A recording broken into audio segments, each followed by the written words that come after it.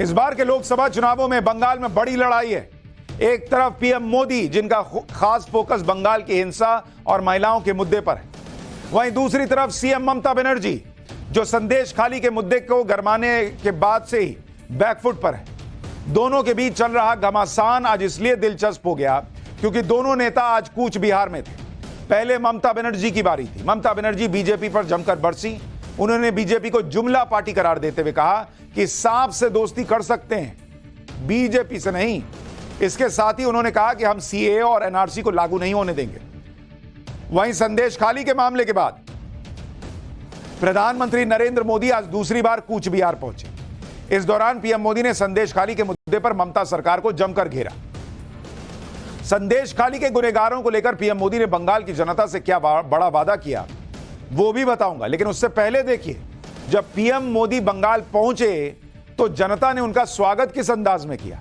सड़क के दोनों तरफ हजारों की संख्या में मौजूद समर्थक पीएम मोदी की एक झलक पाने के लिए बेकरार दिखे। लोगों की भीड़ में सबसे ज्यादा महिलाएं नजर आ रही थी।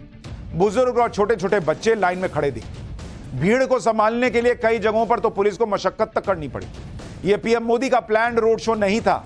इसके बावजूद लोगों की जबरदस्त भीड़ उमड़ पड़ी। पीएम मोदी ने भी किसी को निराश नहीं किया। हाथ में पार्टी का सिंबल लेकर उन्होंने बंगाल की जनता को संदेश देने की कोशिश की कि अब बदलाव का वक्त आ गया है। जनता के बीच पहुंचकर पीएम मोदी ने ममता सरकार पर एक एक करके कई वार किए। संदेश खाली पर बोलते हुए उन्होंने कहा कि टीएमसी ने आरोपियों को बचाने की पूरी कोशिश की। पीएम मोदी ने गुनहगारों को लेकर क्या कहा, पहले वो सुनिए, फिर बंगाल में और क्या हुआ ये भी बताता हूं। पूरे बंगाल ने, पूरे देश ने देखा है कि कैसे टीएमसी सरकार ने संदेश खाली के गुनहगारों को बचाने के लिए पूरी ताकत लगा दी। संदेश खाली की महिलाओं के साथ जो हुआ वो टीएमसी के अत्याचार की पराकाष्ठा थी। अब बीजेपी ने संकल्प लिया है कि वो संदेश खाली के दोषियों को सजा दिलवा कर ही रहेगा। उन्हें जिंदगी जेल में ही काटनी पड़ेगी। प्रधानमंत्री मोदी लगातार संदेश खाली की बात कर रहे हैं। उन्होंने संदेश खाली में शाहजहां शेख के खिलाफ आवाज उठाने वाली एक महिला को टिकट भी दिया है। संदेश खाली की रेखा पात्रा को बशीरहाट से बीजेपी ने लोकसभा उम्मीदवार बनाया। कुछ दिन पहले रेखा पात्रा से पीएम मोदी ने फोन पर बात भी की थी। उन्होंने चुनावी तैयारियों की जानकारी लेने के साथ उन्हें शक्ति स्वरूपा भी कहा था। संदेश खाली के मुद्दे पर ममता सरकार चारों तरफ से घिरी हुई है। आज कलकत्ता हाईकोर्ट ने भी ममता सरकार की खिंचाई कर दी। कलकत्ता हाईकोर्ट ने कहा कि संदेश खाली में जो हुआ वो बेहद शर्मनाक है। राज्य सरकार की जिम्मेदारी है कि हर नागरिक की सुरक्षा की जिम्मेदारी ली जाए। संदेश खाली मामले में पश्चिम बंगाल सरकार को नैतिक जिम्मेदारी लेनी चाहिए। अगर इस मामले में 1% भी सच्चाई है तो भी सत्ताधारी पार्टी नैतिक तौर पर 100% जिम्मेदार है। यह कलकत्ता हाईकोर्ट के चीफ जस्टिस कह रहे हैं भाई कि 1% भी अगर संदेश खाली में जो कहा जा रहा है वो हुआ है तो भी 100% जिम्मेदारी ममता सरकार की। एक तरफ संदेश खाली का मुद्दा ममता बनर्जी का पीछा ही नहीं छोड़ रहा, वहीं कूच बिहार से पीएम मोदी पूरे बंगाल को साध रहे। कूच बिहार में आज पीएम मोदी ने कैसे वहां के नायकों के नाम लेकर कनेक्ट किया, एक बार वो भी सुनिए। उसके बाद पश्चिम बंगाल में चुनाव हो तो क्या कूच बिहार क्यों इतना महत्वपूर्ण हो जाता है ये भी बताऊंगा। ये समय महाराजा नरनारायण, वीर चिल्ला रॉय और ठाकुर पंचानन वर्मा जैसे महान सपूतों के सपनों को पूरा करने का समय है।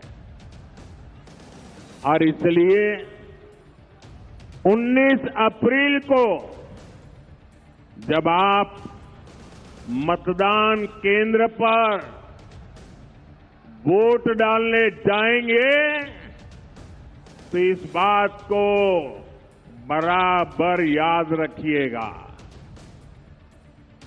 और हम याद रखें, ये देश का चुनाव है, पूरे हिंदुस्तान का चुनाव है। ये देश को दुनिया की तीसरी बड़ी आर्थिक ताकत बनाने का चुनाव है।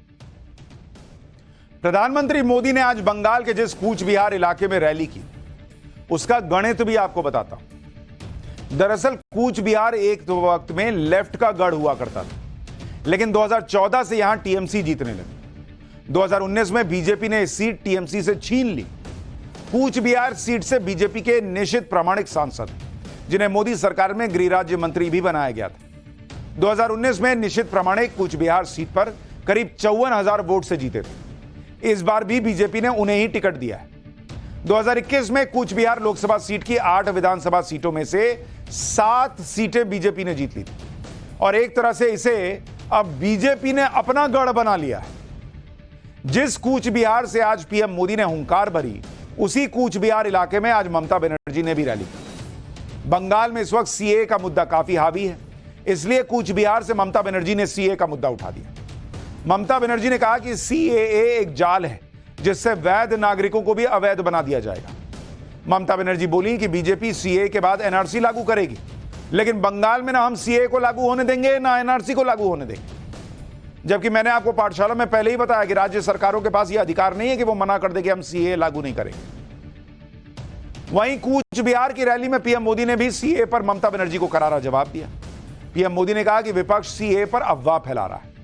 सीएए के तहत नागरिकता देना मोदी की गारंटी है।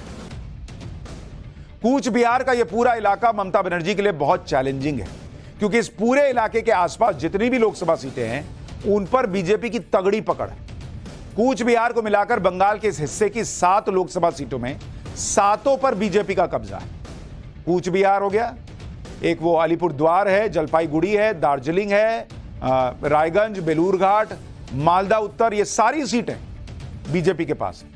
इसके अलावा मालदा दक्षिण की सीट पर कांग्रेस पिछली बार जीती थी, लेकिन यहां पर दूसरे नंबर पर बीजेपी थी और कांग्रेस की जीत का अंतर मात्र 8,000 से ज्यादा का था। बंगाल के इसी इलाके में सबसे पहले वोटिंग भी होने वाली, यानी बंगाल में चुनाव बहुत दिलचस्प हो गया है और इन चुनावों में किसका सूरज चमकेगा, ये तो वोटर तय करेगा।